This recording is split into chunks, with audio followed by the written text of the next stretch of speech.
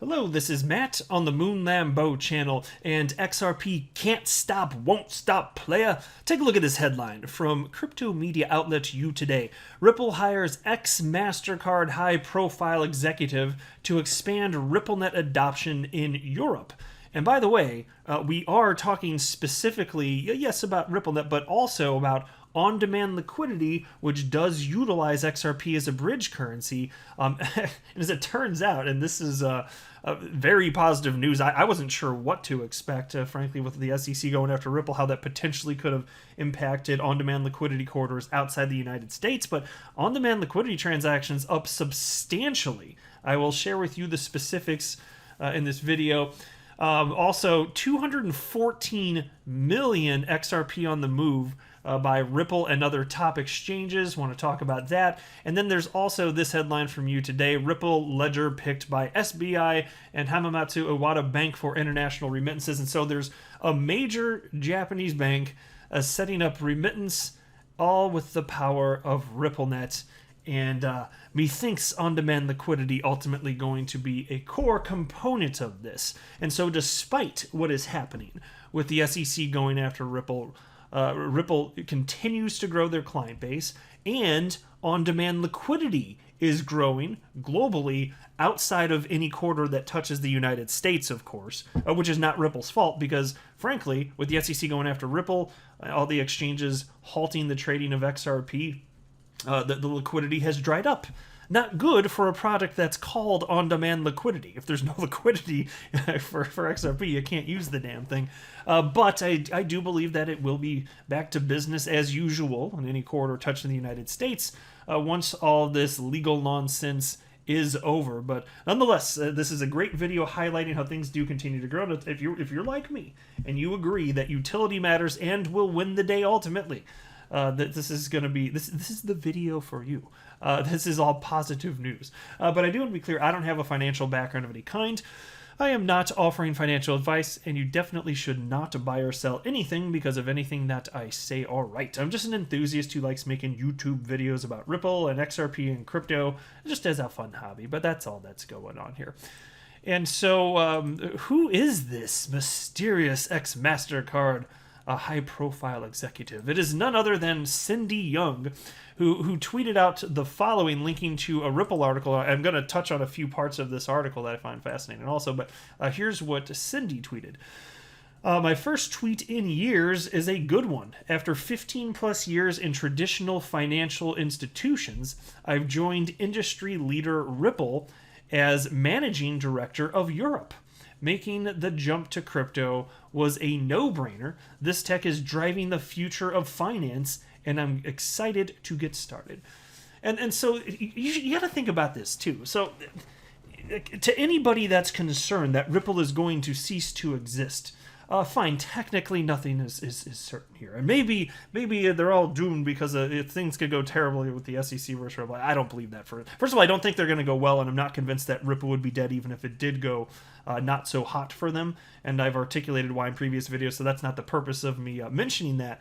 But I did want to say that, you know, people like this, high caliber people like this, I mean, I think she said, did she go to Harvard? I think it said that in the article. Yeah, there you go.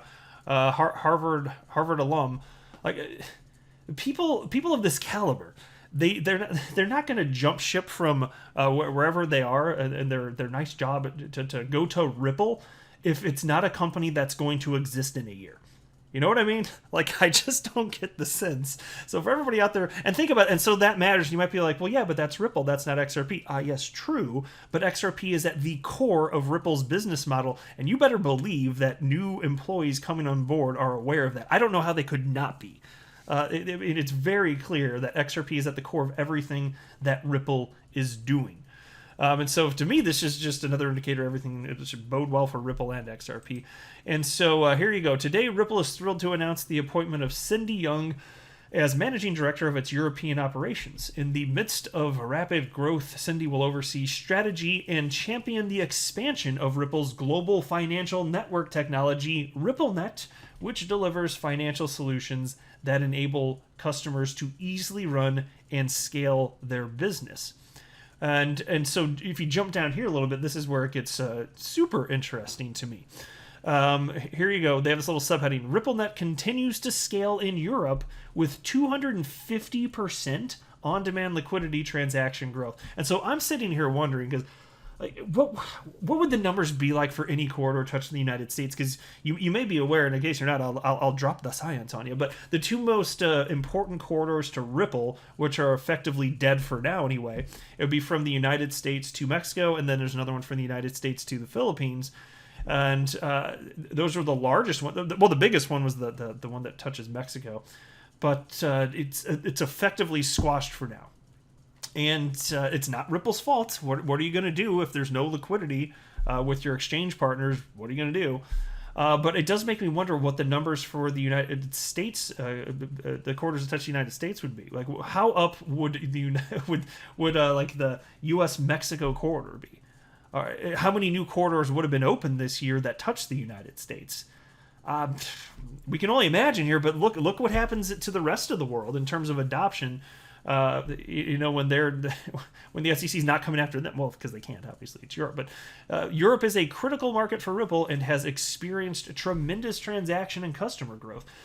A quarter of Ripple's current customers are based in Europe, and year to date, European on-demand liquidity transactions grew by 250% in comparison to 2020, making up over 40% of all on-demand liquidity transactions year to date. So think about that. For the same period, year over year, up 250% in Europe. Something's going right there. And so you see, when we don't have governments meddling in all of this, it turns out that free markets like this, and they like XRP as a bridge currency because it's better than what the legacy financial system has to offer. Why wouldn't you want to have real-time instant settlement? Yeah, right, exactly. And so then there was this too. There was another firm, and technically this was actually announced just like a couple weeks before the news of the lawsuit hit. But there was this Ripple Insights piece that was released on April 14th of this year. Novati taps on-demand liquidity to improve Australian remittance payments to Southeast Asia. And I just want to highlight this. You guys can get a feel like that. You have to understand, like, it's easy to feel disconnected because, like, I think most of us that are holding XRP, we're probably just speculators. Now, some people listening, I know you're actually using it. I mean, maybe you're buying stuff with it, or developers. I understand all of that, and that's awesome. I love that. But I do get the sense, having been here since November 2017, that most of us are just holding it, which was just perfectly fine. I mean, that's all anyone's doing with Bitcoin. So we've got that with XRP plus utility. So, that's better in my book here. But it's easy to forget that there are actual businesses out there that are counting on-demand liquidity and XRP existing in order for them to improve their businesses, to have a business model that they otherwise could not have. And so there was Novati here, and you can see here the current global payments infrastructure does not meet today's business. Our consumer demands cross-border payments require businesses to hold pre-funded accounts in destination currencies, a costly and slow endeavor that ties up resources, leaving remitters with limited options. And so, folks, that is an actual problem. And just because we're not experiencing it firsthand, the vast majority of us here are not, it still is an actual thing. And so, seizing on the opportunity at hand, thanks to RippleNet and on-demand liquidity, Novati Group joins Ripple's global payment network, tapping Ripple's on-demand liquidity service, leveraging the digital asset XRP for instant cross-border payments. And so there was this original announcement dating back to December, and there was a quote here, and I think it was, I actually forgot, I read this right before... reread it right before recording, actually, because I mapped it out earlier than that. I can't remember if it was the CEO or some sort of manager now, but I'll read the quote. This is a representative from Novati, though, and that's the part that... Oh, there we go. He's managing director. There we go. Managing director Peter Cook. Here's what he said. Novati is incredibly excited to partner with Ripple, who are rapidly disrupting the global payments industry. This partnership will further increase Novati's competitiveness and provide our customers with access to new, innovative payment solutions. So that's Managing Director Peter Cook. And so, again, it's worth highlighting this stuff from time to time. There are real customers out there with real problems that have real solutions thanks to Ripple. and XRP existing. This is not possible without a technologically sufficient decentralized cryptocurrency that has an open market price, and XRP is just that. And it's the only cryptocurrency on the entire planet that's being positioned for this. And so it's functionally being used today, but there isn't even another cryptocurrency today that's even being positioned to potentially try to do this. It is just XRP, and so you might be sitting there as an XRP holder thinking, might this matter in the future? Might this matter to any degree for the long-term viability of XRP? For me, the answer is a firm yes. And again, despite all of the scary nonsense that's been happening legally for the last half a year or so, the world keeps on a-turning, and XRP adoption is actually increasing. Take a look at this headline. 214.4 million XRP on the move, wired by Ripple and top US and Asian exchanges. But wasn't XRP supposed to be at $0 by now because legal reasons? Yeah, wasn't it supposed to be? Because that's what I was told by all the Bitcoin maxi trolls out there. Ripple scam coin zero. Cottage cheese. Go away, Mr. Bitcoin maxi troll. Ain't nobody got no time for your jibber jabber. Because the Bitcoin maxi trolls, they are a bunch of unsophisticated, knuckle-dragging, mouth-breathing troglodytes with cashew-sized brains. Need help getting their shirts on in the morning, wearing Velcro shoes. They don't know what the hell's going on. They just waddle around, yammering on weird murmur sounds.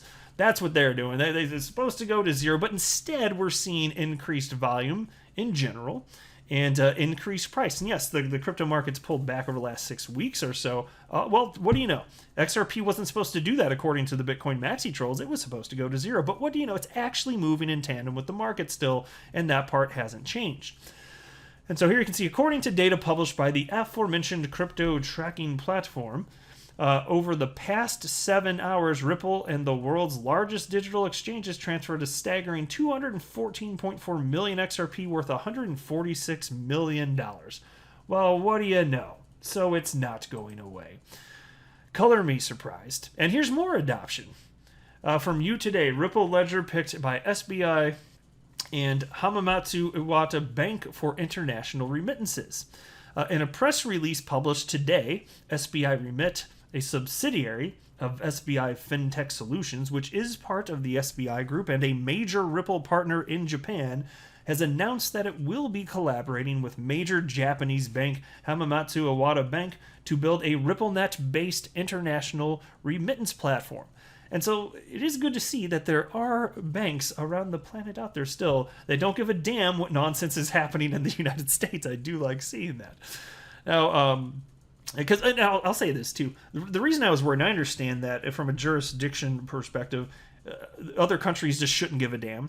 But I've been concerned they still might, and I do think that many do actually, just because they could be concerned about Ripple's future, and I can understand that. Like these potential customers, they were forced into this position where they have to even consider this, and so I think a lot of them actually would have signed up because Ripple had quite the clip going on, and I think that has been affected to some degree, even though on-demand liquidity, again, as I'm citing, still increasing here. But there's still, even so this is the case, obviously right here, clear evidence that this technology is useful and being adopted. And so the press release mentions regular annual increases of workers coming to the country from abroad, which are necessary for Japan's economy due to the fact that the local population is aging and the birth rate is dropping. Therefore, the needs of these workers for using fast and cheap international remittances are growing, and they must be covered. SBI Remit uses Ripple's remittance network, RippleNet, that allows the participants to send money fast and at a low cost without pre-funding on the other end. And so RippleNet, yes, but as far as the non-pre-funding portion, that does require on-demand liquidity, which does mean XRP as a bridge currency. Now that part, not so clear that they're using that right now, but as corridors continue to open, why wouldn't you use it? If it's faster and costs less money, why wouldn't you? And so the reason you're not seeing it, all this adoption the world over, even outside of the legal trouble with the SEC, is that there still is some uncertainty in other jurisdictions around the world. So it does make it harder to set up corridors. Of course, once they're set up, they're set up. then you can quickly adopt. But outside of that, really the biggest hurdle, as I see it, is that there's just insufficient liquidity with XRP globally. And I do understand, this is not some sort of harsh critique, I'm just acknowledging reality. XRP is one of the most liquid cryptocurrencies on the entire planet. And that's a positive. I'm just saying that the crypto space on the whole is not that liquid. I mean, if you think about this, you've got gold with a market cap of, I don't know what the hell it is today. What is it, $9 or $10 trillion? I didn't admittedly check before recording this, but it's probably somewhere in that neighborhood. And then you've got XRP with what, I don't know what it is. I didn't check before recording this either.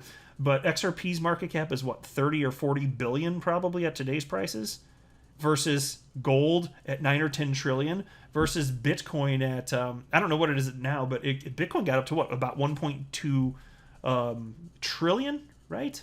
That's what it got up to, right? I think it's somewhere around there. So, like, XRP, while yes, one of the most liquid cryptocurrencies on the planet, and that's something to be happy about, we really just need a bigger pie. So this doesn't mean there's something wrong with XRP. It just means we need a bigger crypto pie, which is why, one of the many reasons why I'm not a maximalist. I want other projects to find success, and I just want XRP to be able to be a part of the world of crypto. That's it. And there will be other cryptocurrencies that find long-term success, that will be will experience long-term viability, and I'm thrilled for that. I'm not only going to talk about XRP on this channel. It's my favorite cryptocurrency, which is why I geared this channel towards just being XRP centric. And so you and I have the same interest, but there's going to be all sorts of other opportunities out there, and especially during the next market cycle, there may be other stuff popping up with continued maturation. If there are other coins that are interesting, I'll talk even more about those. But I want that, and I hope you do too. I hope you just want a bigger pie, because maximalism just doesn't make any sense. But if other coins have success, that'll attract more money into the space, and some of that money will make its way to XRP. And so other projects finding success ultimately, in a roundabout way, does impact positively XRP specifically. That's good for us. And so as liquidity increases, you can have more corridors. But with the current level here, there's only so much liquidity. When you're talking about trying to fix like a daily $5 trillion problem, which is about what it is, good luck doing that. Even with blazing fast XRP, good luck doing that when you're talking about a market cap of like 30 or 40 billion dollars. Ain't gonna happen. It'll work in some corridors, and it is working today. I'm just saying. So, lots to look forward to in the future, though. So I'm feeling good about it. Let me know what you think in the comment section below. I'll stop yammering. I am not a financial advisor. You should not buy or sell anything because of anything that I say or write. That would be a very, very, very bad idea. Until next time, to the moon, Lambo.